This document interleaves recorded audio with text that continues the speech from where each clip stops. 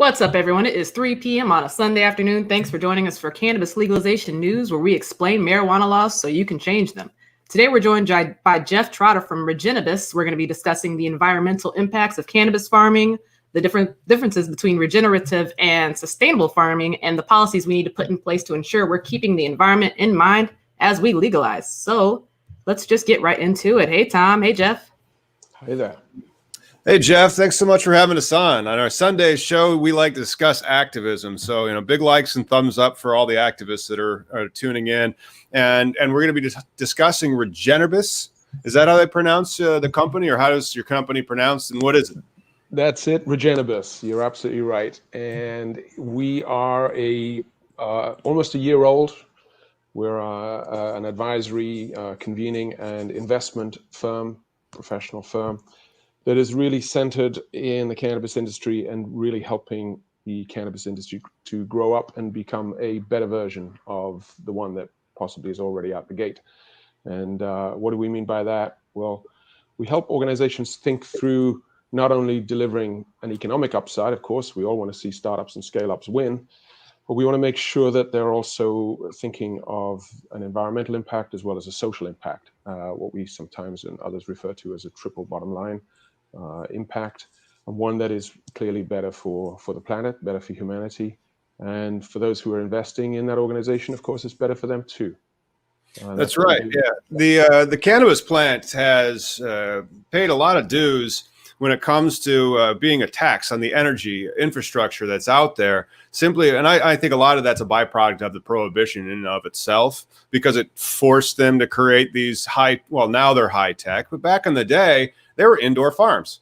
And those indoor farms would take a lot of power, because you have to keep the climate, and especially the ones coming out of like Canada, 15 years ago or so. So what types of things can growers do to help minimize their carbon footprint when they are constructing their facilities? Well, there's many, many things they can do, both from an indoor grow as well as an outdoor grow perspective. And when we are, passing on this kind of advice to organizations, of course, what we're trying to do is to frame the upside from a sustainable development perspective. So I just wanted to sort of just mention that before we dive in. So one of the things that we look at is, as you've indicated, where are the environmental challenges facing? Can you hear me? Can you hear me, Tom? Okay. More of those technical difficulties happening. I can't hear. Let me see if I can figure out a way to get audio. Okay. While Tom's figuring out his audio, continue about how growers can reduce their carbon footprint. Yeah, thanks, Lauren. What we see a movement that's required in the cannabis and hemp industries when it comes to both indoor and outdoor grow. One that is a migration to what we call regenerative agriculture, and so this movement around regenerative agriculture is one that replaces the existing, some of clearly toxic agricultural background. Is one that is focused very much on monocrops. It's focused much on demanding and putting excess stresses on the land, whether external grow or even indoor grow. And as Tom said, we're seeing tremendous impacts from an energy perspective. And so the carbon footprint of indoor grows is challenging. And I think it's one that needs to be challenged. And so one of the things that we should look at is, let's look at the heating as well as the lighting. There's clearly sufficient technology that's available to us now to ensure that we are seeing as a decreasing impact on the environment as a result of using better lighting and better heating, including, of course, also air conditioning, which is sometimes required. It depends on the time of the year for the indoor grow. So we look at aspects like that. We also want to make sure, of course, that certainly from an outdoor grow too, that we're looking at a decrease in the amount of mechanization and also chemicals in the supply chain. So we want to look at a more sort of natural grow. And so those are some of the things that we advocate, and you could almost say that we activate on. Okay, cool. I'm not really familiar with the term regenerative. So what's the difference between regenerative and sustainability? That's a great question. I think there are a number of organizations that are now beginning to vocalize this. The way we look at it at Regennabis is we kind of look at regenerative growth and regenerative industries as almost like sustainability 3.0. So sustainability has been great, and it has helped, we think, not just the cannabis and hemp industries, but other industries begin to think about the impacts of their own,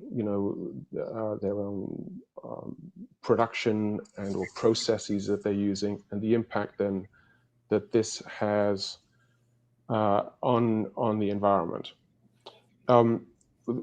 But all we're really doing, if we're brutally honest about sustainability, is just getting us back to a sort of a level set, for want of a term.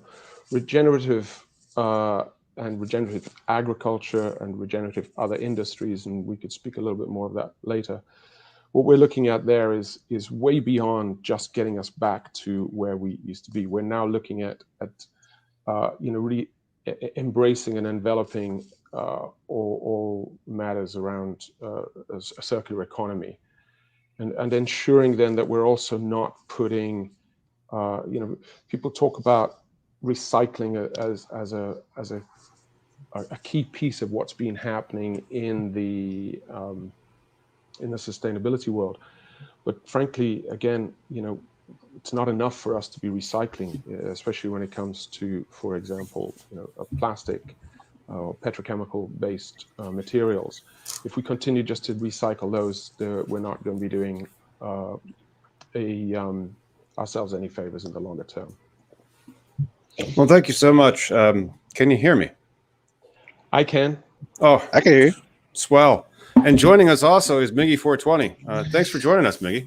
Hey, I just want to say hi. I only got a couple minutes. I'm still driving in between. I'm in Idaho still, Prohibition State, but it's been quite the journey, and I'm going to put a blog article in the CLN soon. Oh, excellent. Yeah. We have a new website that we launched, Geoff, called CannabisLegalizationNews.com. And so Miggy is picking up his kid from college and is calling from the Prohibition State. So, wow. Thanks, Miggy, for dialing in. And what's the article going to be about?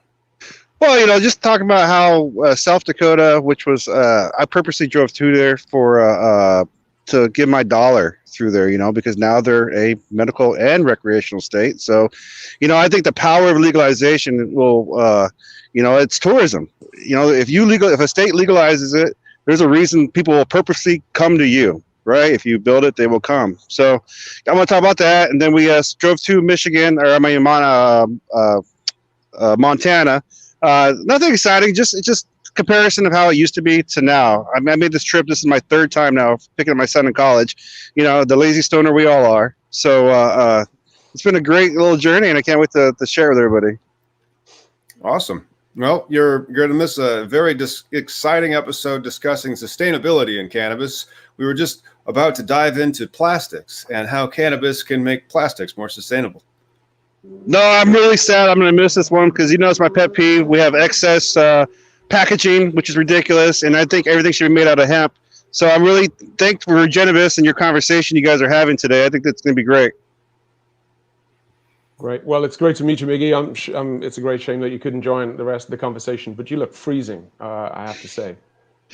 Yeah, no, it's a little cold. There's snow out here, so appreciate you guys, and then I'll talk to you guys later, man. Drive safe. Thank you, man. Take care. So, fortunately, the technical difficulties that I've been having, even before, like when we were in the green room, that's why we were a little late on the program. I think I've mostly got those taken care of, provided that I don't move or no black cats cross my path or nothing. So, Geoff, before I was lost to the technical difficulties, what was the issue with the plastics that you were bringing up, and how hemp or cannabis can address those? Yeah, well, what I was referencing, of course, was just the recyclability of petroleum-based plastics, the longer we continue to recycle those plastics, the more degradation there will be for those plastics and ultimately for the planet. I mean, ultimately, what we need to do is to wean ourselves off petroleum-based plastics, which, yes, it's a bit of a contentious statement to make because, of course, it'll set up all sorts of protection, that goes on across that particular industry, the plastics development industry. But how large is the plastics development industry in the panoply of industries that are ripe for disruption, especially in the 21st century? I see that one as kind of like right there square in the crosshairs, because how many companies are making petrochemical plastic? Is it like 4? Oh, no. I mean, there's still, it's hundreds of companies that are now still producing plastics and petroleum-based plastic materials. The challenge that we have is that fundamentally the industry that drives the plastic packaging industry is the petrochemical industry, which of course is heavily subsidized, and we have lobbyists in DC that are making sure that it'll either stay that way or it will very slowly change. There's no urgency from their perspective. There is an urgency from a planetary perspective because, of course, all of the outputs of plastics are a huge detriment to the planet. So the opportunity, frankly, from a hemp perspective, and speaking of hemp, the plant, is that, of course, now that in the United States that it is federally legalized, and we now begin to see movement in the EU just in the last week. Weeks. Yeah. So now we're seeing the potential, certainly the platform for potential for hemp to really be a massive component in the disruption of the petrochemical industry and I think it's going to be plastics, the genetics and the processes. And so we need to make sure that the genetics for hemp plastics are completely on point, and those are going to be patented and protected. But then more than the genetics, there's going to be a method and a procedure, probably from like the time the seeds popped or the clones planted through that finished hemp plastic product shipping off the line. There is so much fertile growth of IP in that. But I could see the capital expenditure and investment being pretty massive. I mean, if I was a cannabis concern and I was throwing off a lot of cash flows, it depends, because a lot of the cannabis industry uses a corporate style structure where they're always raising money.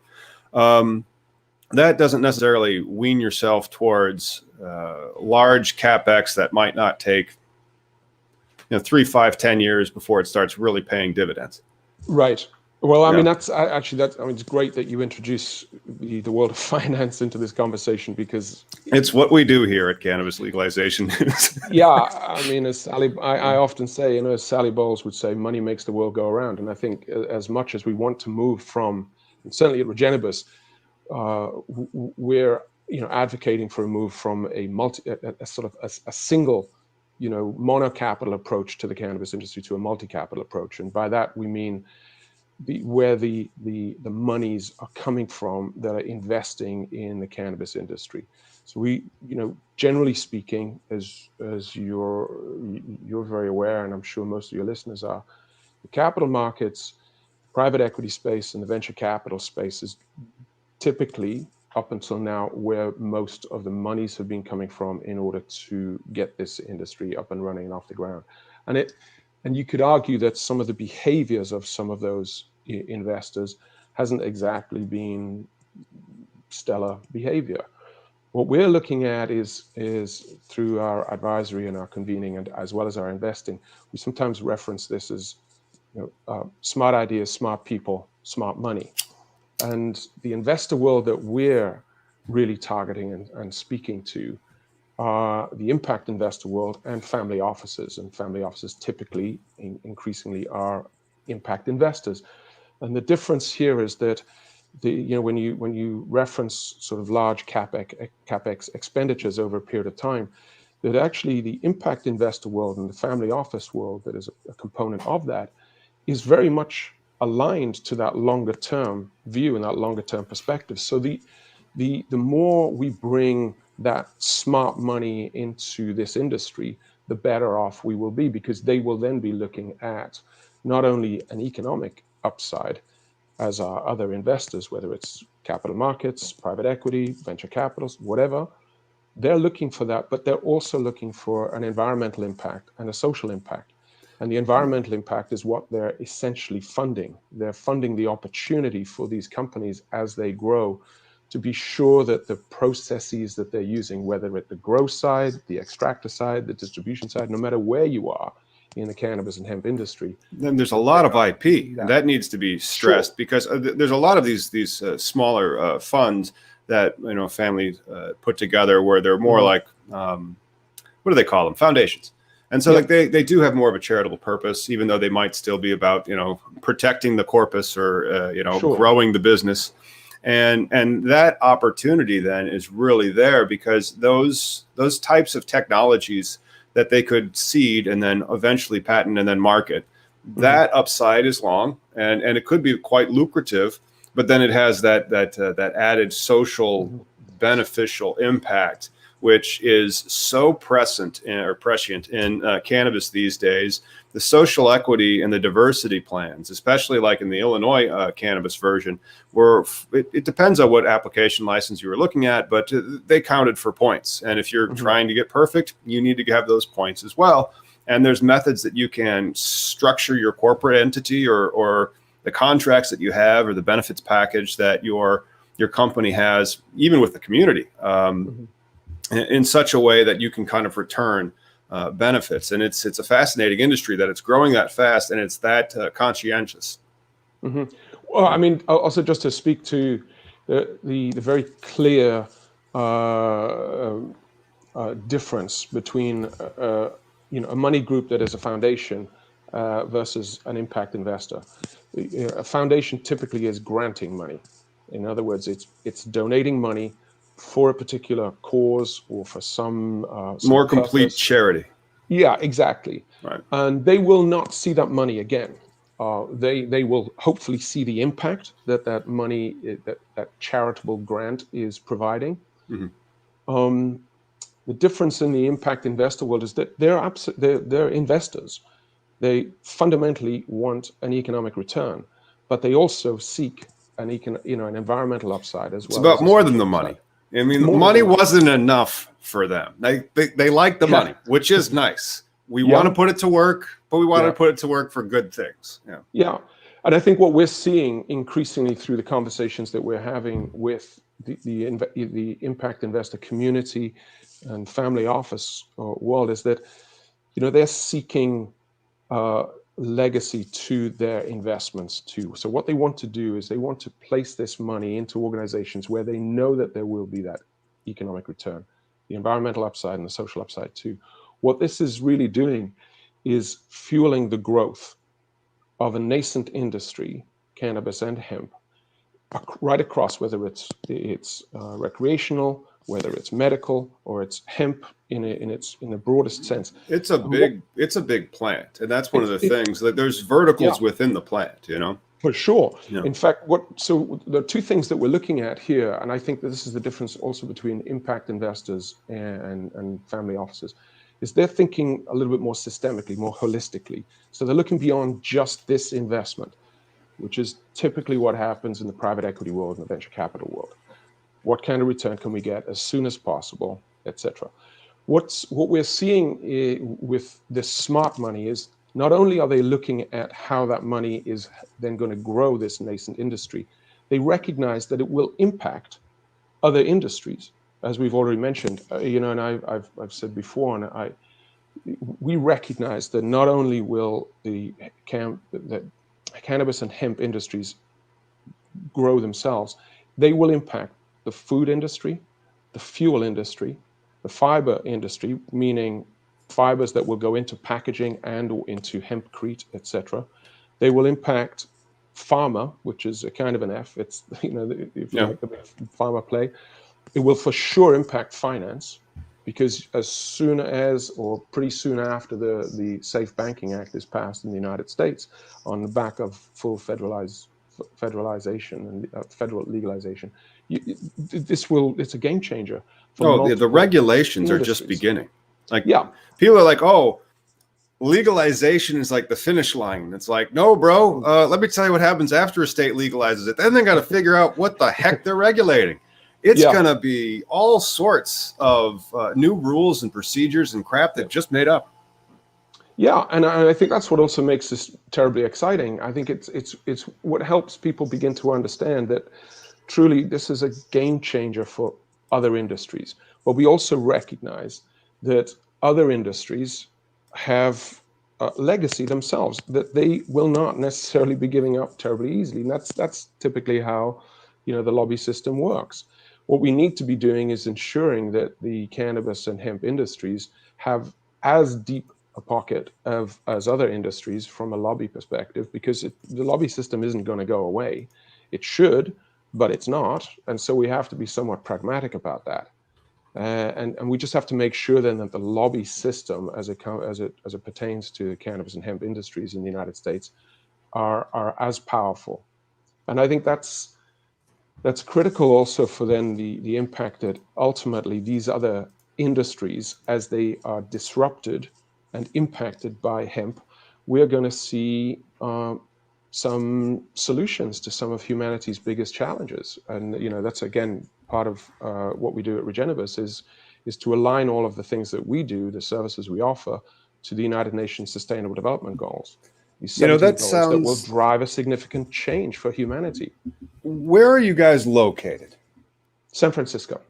That sounds like a lot of impact funds would be centered there for fairly obvious reasons. There's a lot of money and tech money and intellectual capital type money in the San Francisco area. Yeah, certainly south of here, in Silicon Valley. It's not the only, I wouldn't say it's the only, I mean, the East Coast, certainly Boston area also has a significant number of families, and of course, New York, so impact investors and family offices. I don't think it's that widely known yet, but I think the impact investment, especially at the family type level. Now, what is a family fund? I mean, I realize this is a family cannabis policy program that people like to tune into, but while they really dig on the plant, they might not know what a family fund is. So I think an accredited investor was just updated with its definition this past August, and they made reference to this family fund in their new definition. So can you please explain to us, what is a family fund? Yeah, so a family office. A family office. Yeah, family office. And there are roughly 7.5, maybe 8,000 family offices now. To be a family office, you need a minimum of $50 million to play with, so to speak. $50 million. 50, exactly. That's but right. Most family offices are way, way, way more than that, and significantly more. Increasingly, family offices, and to be clear, it's not a family sitting around a dining table saying, hey, what should we do with this wealth?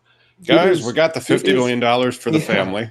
Yeah, it's professionally managed. I mean, there are fund guys who have been, and I use that as an Americanism, boys and girls playing in this role of managing that family's fund. Mm-hmm. And what they're looking at is different areas. Just like any other investor, they have certain areas that they wish to invest in. But they for sure want to look beyond the economic return. They're typically looking to make sure that there is some social upside as well as an environmental upside. And some of the biggest families in the world now, they operate as what we reference as a single family office. But there are many that if you like, join their forces together and become a multi-family office group. But these now the multi-family offices, can we have like $250 million then under management, or what are our capital? Oh yes, for sure. Yeah. Neat. I mean, that's so. This is, and then just to put all of this into context, in 2018, if we look at $48 trillion, that's a lot of zeros. It's a lot of money. It's a lot of money. $48 trillion of professionally managed money. So that's basically the size of the pot in the United States, 2018. That's more than the Money national that was- budget. It's phenomenally big. That's a lot of money. Yeah. Back in 2018, 1 in 4 of those dollars, so that's $12 trillion, was actually going into sustainable, responsible impact investing, SRI investing. Is that going up? $4. It has gone up, and a recent. Is there any report, certification that says what that constitutes? Because I might start something, and it might be called like Good Time Amazing Family Industries, and it'll be about helping people and still making money, and then I will make sure that my PPM is registered with the SEC. And I'll have a really stellar pitch deck. And then I can just go peddle these wares to a family fund and try to get $10 million. Yeah, it typically doesn't work that way. The family office world and the impact investment world is not one that you can go to. Ooh. They come to you. It's right. Yeah, that is exclusive. Yeah, it's a little bit like the good old times of the big foundations. There was a time and a place to be asking, but you could not just blindly drop a note to them and say, "Hey, I'm doing this. It's going to save the world. Can you give me $50,000?" Up your ass, man! If you're saving the world, that's worth at least $50 million. Yeah. That was typically the response, if there was a response. Really? Right. That's fascinating. And so, because there's so much opportunity for the cannabis industry, from the way that the regulation already is. I know that there's going to be social equity operations in the state of Illinois. I don't know how popular this concept is in the city of Chicago, or in the state, or wherever the investors may come in from. But those types of missions, are you seeing that being something that? Can we securitize that? Is that something that we can package, or how are people finding these types of companies to invest in? Well, I mean, you mean for family offices or impact investors into these? For companies? The impact investors, how do the impact? Well, you said they come to you, but then what are some typical or some novel concepts of impact investment that you could see in the cannabis space? Oh, I think there's. We're already seeing it. We're seeing impact investors that are very excited around technology enablement, and we referenced very early in the show indoor grow. If we look at some of the technologies that are pervasive in indoor grow, and we mentioned lighting, the opportunity to look at already prevalent technologies, but then adapting and adopting them into an indoor growth space, that's great. But we should also look at other technologies like nanotechnology around filtration. If you can use nanotechnology to filter water from an indoor grow, that enables you to take out the toxins from that growth process and to deal with them appropriately, but then also to recycle now that clean, usable water. I mean, that technology is out there. It's already being used in space stations. So looking to adapt and adopt those technologies is certainly something that family offices and impact investors are looking at, because it's an applicable, already existing solution that is ready to rock into the cannabis and hemp industries. And there is so much of that. I mean, because the industry has changed so much in the past 10 years. So the methods and the procedures that they're going to be using in another 10 years for premium indoor flowers, no idea. Like some of those may not even exist yet. For sure. And I think that's also where, again, there's an appetite from longer term investment thinking. So typically this is, again, back in the realm of impact investors and that cohort, because they're looking at the longer term play. They're not looking at come on guys, we got to get this quick, this quarter times we got, that's it. And in the capital markets, you see all that's going wrong. When you have some of the biggest cannabis companies in the world north of the border writing down 1.3 billion. I mean, it's just complete loss. What? It's going on. And so that's part of what we're looking at, is how do we bring this smart money thinking into the longer term play, so it's not anymore like the green rush, which is akin to the gold rush. It's a longer term play that also begins to address how we can solve for some of humanity's biggest challenges. that are referenced in the 17 Sustainable Development Goals. So And the 17 Sustainable Development Goals, is that something that you have at Regennabis? Is that one of your pillars, or your cultural things? Yeah, these are the goals that were formulated by the United Nations back in 2015. They came live in September 2016. They replaced the prior Millennium Development Goals. The Sustainable Development Goals, there are 17 of them. There's 169 targets, 240 plus indicators. If you look on the UN site, I would just do a Google, SDGs, Sustainable Development Goals, UN goals.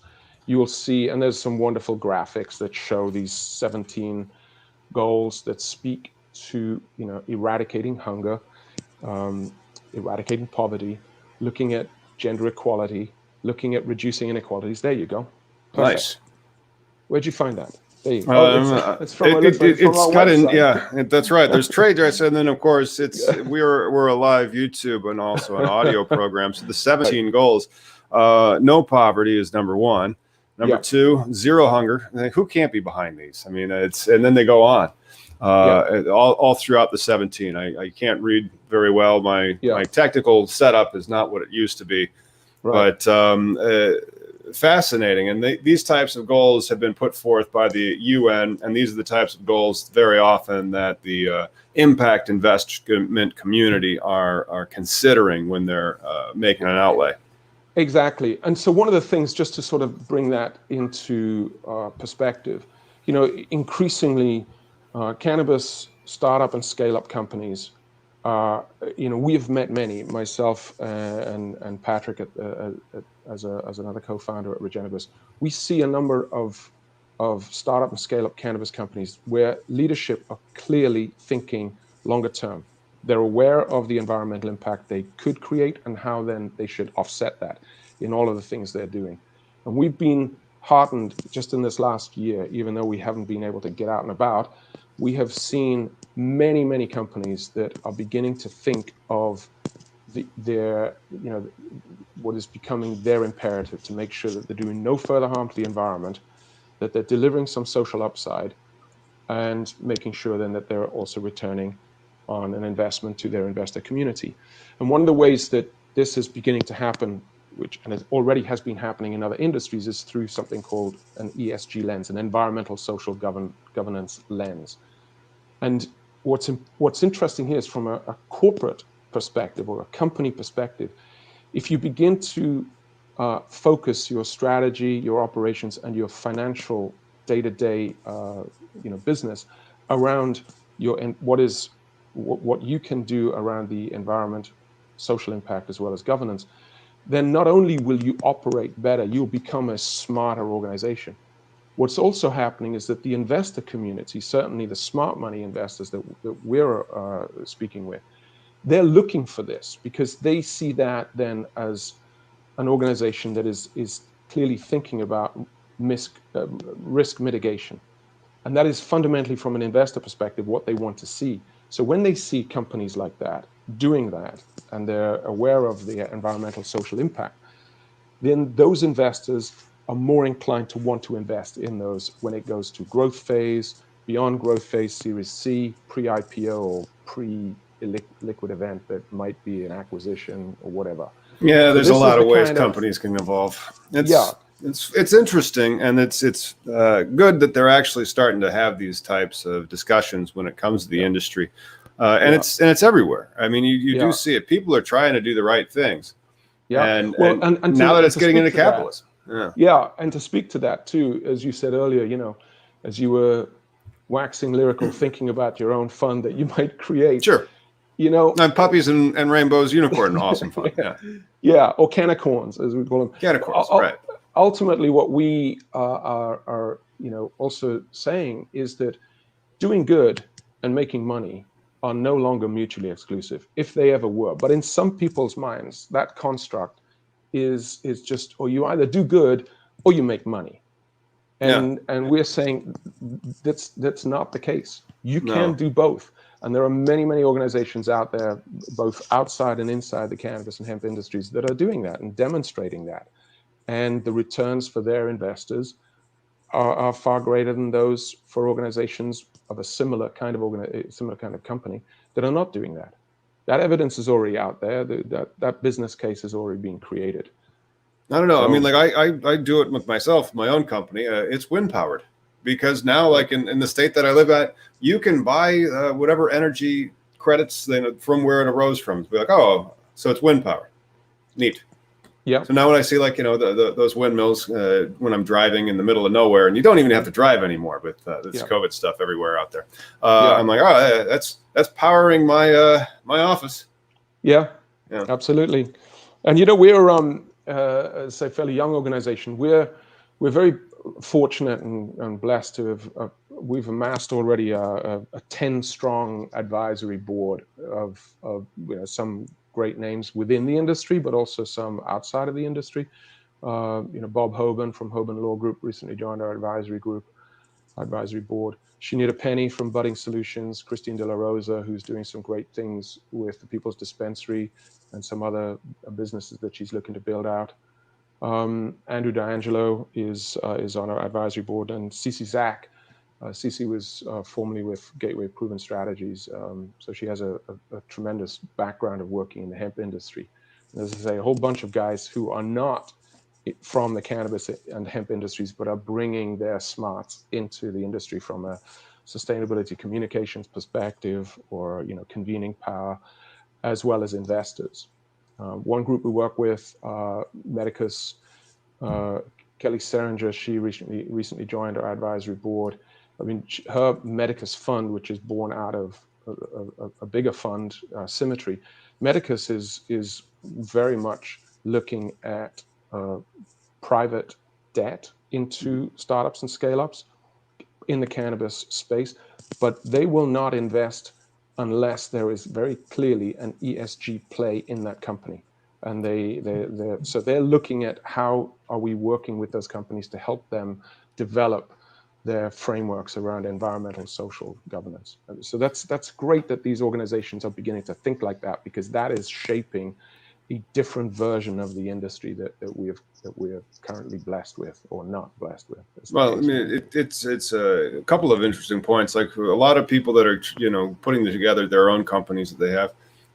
Do you recommend people to have an advisory board if they are going to try to be a cannabis operator in their particular state? Yeah, I think they both need an advisory board as well as a board. I mean, a corporate board. Like a corporate board, yes. Yeah, and the sooner they're thinking about that, the better. And they should be, for sure, very clear about the composition of board, both from a diversity, equity, and inclusiveness perspective, but also, are those persons on your board, are they also really championing environmental issues and social issues, so they can keep you very much on the straight and narrow? But do those board members also have connections into the impact investor world? And those are the sort of stellar corporate board members that we're also helping some of our companies that we advise. We're helping them frame that and helping. That's really important, because I deal with a lot of the ones on the very startup front edge, where they're still concerned about licensing more than they're concerned about like what they're actually getting themselves into. And I'm like, well, who's on your team? Well, you see, but like all these people have networks. Right. And that's why you've brought them all together. And then cannabis is a very local enterprise. I mean, everybody seems to think that they can become this monolithic big bud or whatever of cannabis that's going to be traded, and it's going to be it's going to own the market share. But then you see like how the licenses are actually handed out, and they're quite locally controlled and regulated. And then they have residency requirements and all sorts of things and compliance issues that makes that type of scaling quite difficult. And so I always kind of caution them about, well, you've mentioned you, and you've mentioned that person and some other guy. Well, that's not filling up your bus. You have to. There's a team of people that you need. And that's how you actually are going to be able to go out there and get into that operation. So I think that it's really interesting that the board is important, not just for cannabis, but for other companies. Because I mean, Regennabis is you don't touch any licenses directly, do you? Are you more of an ancillary? Not at all. Yeah, we don't. I mean, just to also speak, to answer that question, no, we don't.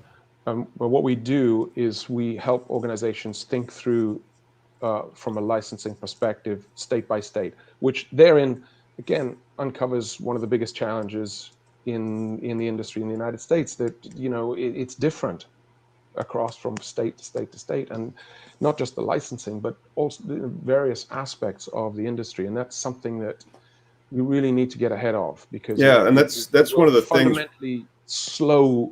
We need to put a board of standardizations together in prep, because like I said, like this legalization is not on the finish line. They are going to want to get their beaks wet at the federal level, and then there should be some type of standardization so that the regulatory process, because it's all going to be tracked, it's all going to be seed to sale. With the adult use market. I mean, the hemps and all the others. I mean, I don't think they're going to be tracking like the plastic making cannabis, but still. Because of that, it would be great if there were certain standardizations for compliance with licenses to streamline the operations. But that gets into legislation that might be pretty brick thick, Yeah, well, I think it would be, and I love the term that you use, we're talking about prescience. I think it's critical that this new inbound government here in the United States really put some effort into what that should look like. It's one thing to have an eye on legalizing cannabis federally. It's another to really build out the regulatory frameworks federally to ensure that fair practices are in place, that this is not, and so one of the things I know that, at Regennabis, we actually created a cannabis legalization statement. And part of that was around, once you've, beyond legalization, there's still a tremendous amount of work that needs to be done in order to make sure that there is what we call regenerative growth for all in the cannabis industry, including those whose shoulders this nascent industry was built on. And I'm not just talking about, Black, Latinx, Asian, minority ethnics. We're also looking at indigenous populations, in both here in the United States as well as in Canada. We really need to be sure that they are protected in terms of the land that they have, and we don't end up with some sort of neo-colonial land grab coming from big ag. We have to be certain that there is an equitable growth for all, regenerative growth for all in the cannabis industry. And that's part of what we're setting out to achieve, and we are achieving at Regennabis. Geoff, thank you so much for joining us today. Where can we go to follow what you guys got going on at Regennabis? You can get us at Regennabis.com, so www.regennabis.com. And Regennabis is two words. It's made up of regen, the first 5 letters of regenerative, and the last 5 letters of cannabis.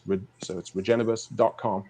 My name is Geoff, Geoff Trotter at Regennabis.com. Awesome. And if you hashtag Regennabis, you'll find our Twitter, our Instagram, and our Facebook pages, as well as our LinkedIn pages too. Cool. Perfect. And before we go, we wanted to shout out Nicholas Weiger. He gave us $5 on our YouTube super sticker. Thank you so much. A portion of that goes to the cannabis prisoners, goes to their commissary. So thank you so much. And thanks for tuning in, everyone. Make sure you like and subscribe to keep up with all cannabis legalization news. We'll see you on Wednesday. Thanks, Geoff. Thank you very much. Take care.